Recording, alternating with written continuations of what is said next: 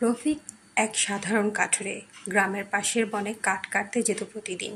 কিন্তু সবাই তাকে নিষেধ করত, সন্ধ্যার পর ওখানে যেও না, কারণ ওখানে এক নারী আত্মহত্যা করেছিল তার শিশুকে হারিয়ে। এক সন্ধ্যায় রফিক কাজ শেষ করে ফেরার সময় দেখে কুয়াশার মধ্যে এক মহিলা বসে আছে, কাঁদছে চুপচাপ। রফিক কাছে গিয়ে বলল, আপনি ঠিক আছেন? মহিলা ধীরে মুখ তুলল, চোখ নেই, শুধু কালো গহ্বর।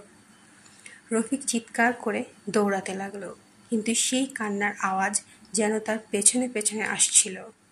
পরের দিন সকালে লোকেরা রফিককে খুঁজে পেল বনের ধারে।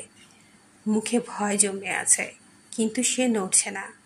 শুধু তার হাতে এক শিশুর ছোট্ট জামা ধরা ছিল।